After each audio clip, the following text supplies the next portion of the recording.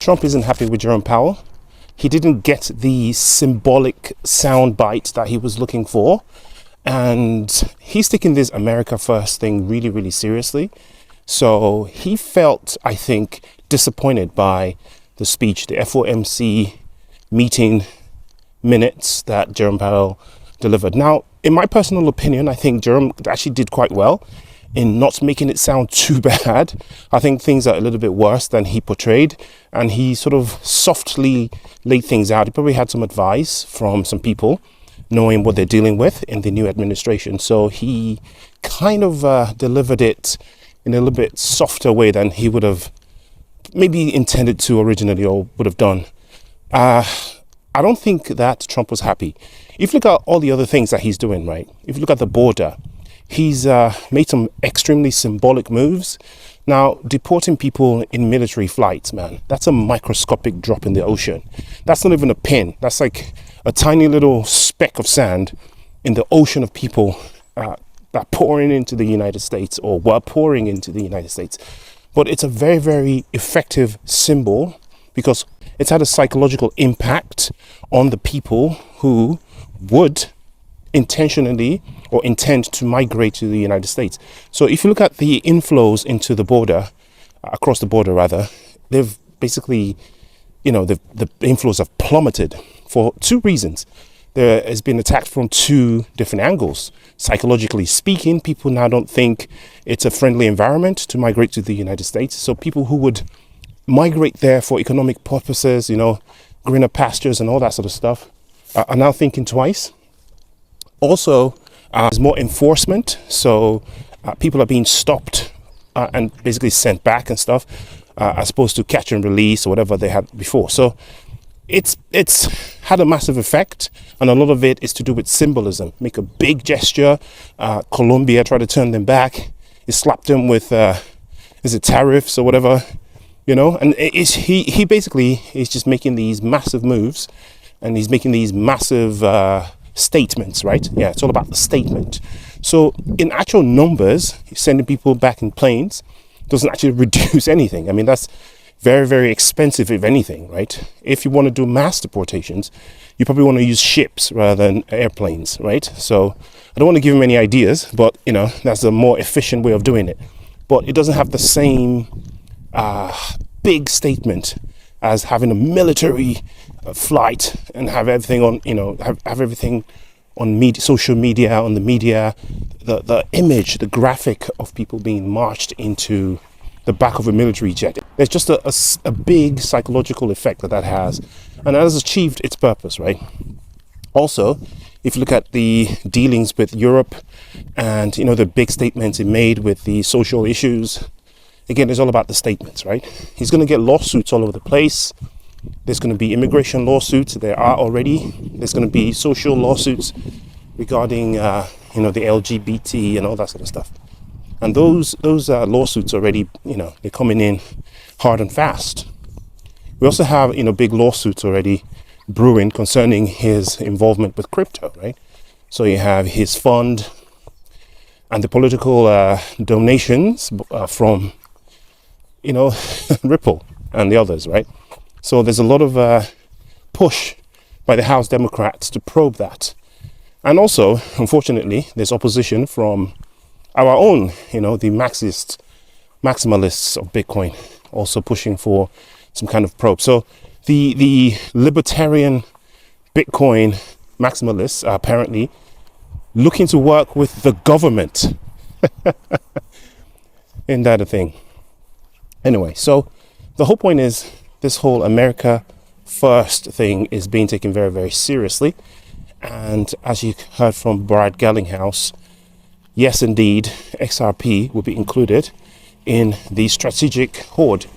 Now, I don't know why maximalists of Bitcoin are upset by this, because they don't actually need the US to go all in on BTC for them to, secure their bags, because the states are doing it as well.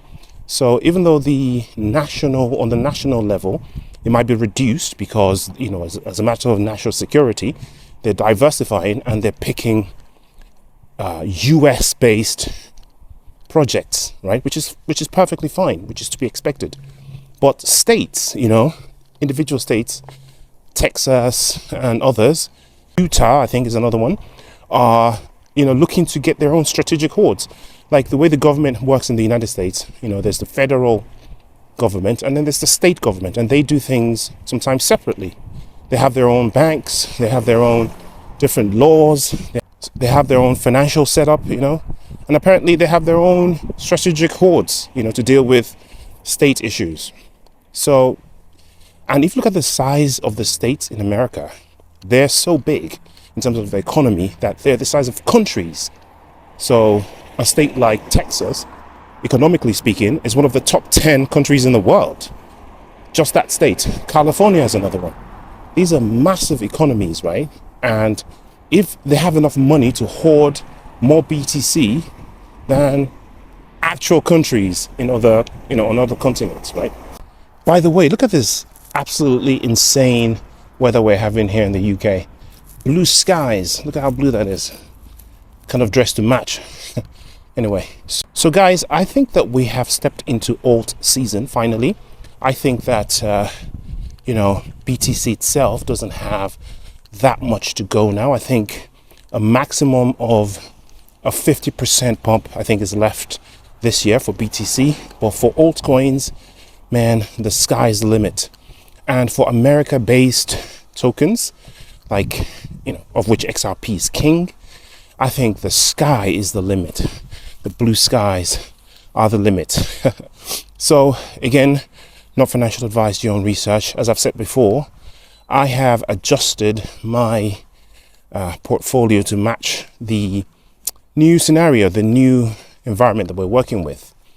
And yes, my previous video that I made showing that graphic of America-based tokens is missing a glaring obvious one, which is HBAR. Of course, Hedera is going to be a huge player in this whole ISO20022 world that we're living in, and this new world order.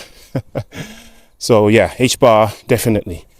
Probably an oversight, probably an old graphic, maybe a Hedera hater, who knows? But anyone who's a Hedera hater is probably an XRP hater as well. So that goes without saying. And it is a big new reality. And I think that unfortunately for Jerome Powell, he's made himself a little bit of an enemy in Trump.